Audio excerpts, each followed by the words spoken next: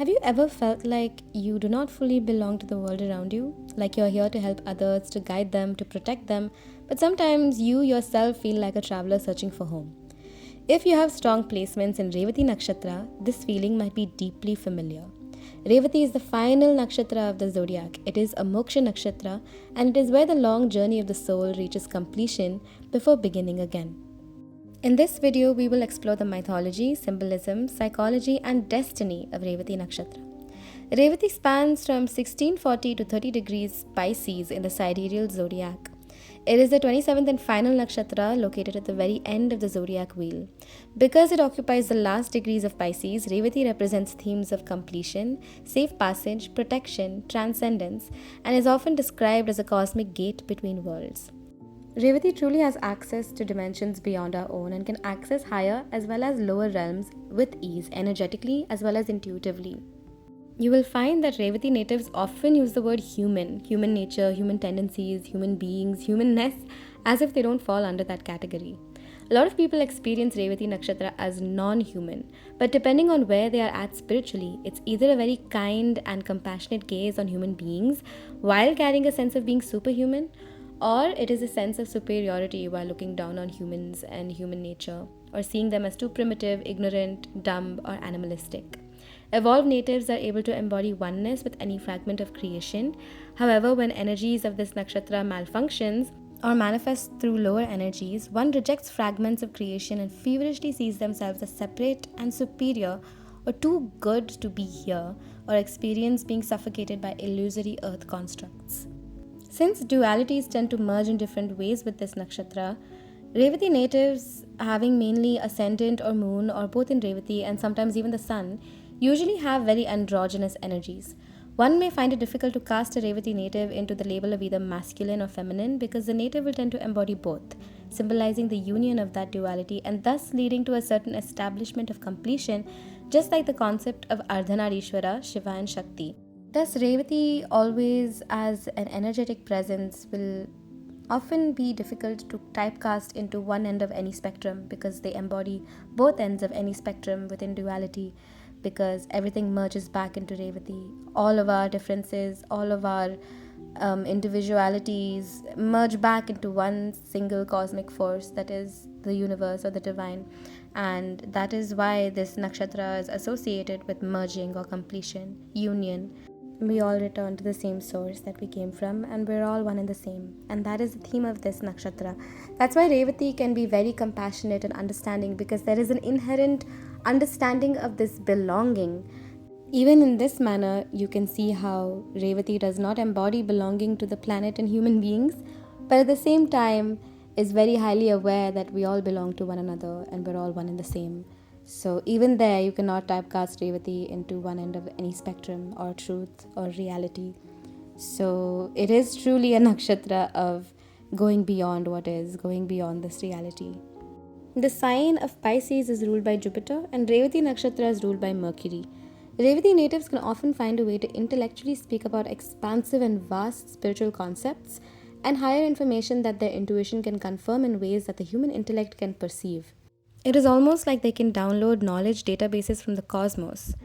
This nakshatra is therefore associated with clairvoyance, clairsistence, and other abilities that are connected to parapsychological phenomena in this world.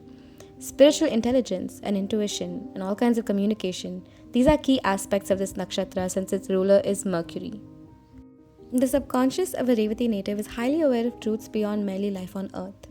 Even if it's not intellectual or factual, there is a sense of being able to intuitively feel the presence of other realms or being able to gauge into what is required for their human experience while carrying a feeling of not belonging or being from here, but rather there. Revati is thus associated with non-human energies like otherworldly or other dimensional beings like aliens or robotic presences. Their appearance also tends to carry these themes as well if noticed intently. The ruling deity of Revati is Pushan. Pushan is a protector, a shepherd, and a guide. In the ancient Vedic world, travelers crossing dangerous lands would pray to Pushan for protection and safe arrival. One verse from the Rig Veda invokes him as the knower of all roads. The verse translates to Pushan, knower of every path, guide us on the auspicious road, protect us and lead us safely to our destination. Rigveda 6.54. This verse captures the essence of Revati. Revati energy does not conquer or dominate. It guides, it protects, and it shows the path when others feel lost. In Vedic mythology, Pushan was known as guardian of journeys. He guided merchants traveling across deserts, shepherds searching for lost cattle, and pilgrims walking towards sacred destinations. Pushan was also believed to recover lost things. If someone lost animals, possessions, or even a person, prayers were offered to Pushan to help locate them. But the symbolism goes deeper than physical journeys. Pushan also guides souls traveling between worlds. In Vedic cosmology, Revati is associated with the moment when a soul transitions from one state of existence to another. This is why Revati sometimes is described as the star that escorts souls safely across the cosmic ocean. Coming to the symbolism of Revati Nakshatra, the primary symbol of Revati is a fish. Water in Vedic symbolism represents the cosmic ocean of consciousness. The fish represents a being capable of navigating deep emotional and spiritual waters. Revati natives often possess this ability. They can move through complex emotional or spiritual landscapes with sensitivity and intuition. Another symbol of Revati is a drum. In ancient times, drums were used to guide travelers in darkness or fog. This reflects Revati's role as a guide for those who are searching for direction. People born under Revati Nakshatra often share several distinctive traits. Compassion tends to be one of them. Revati natives tend to be deeply empathetic. They can feel the emotions of others strongly and often feel called to help. Creativity is also strongly associated with artistic ability. Many Revati individuals excel in music, dance, poetry, or visual art. Because Revati represents the final stage of the zodiac, many natives are naturally drawn towards spirituality, philosophy, or metaphysical subjects. Just as Pushan guides travelers, Revati individuals often become guides for others.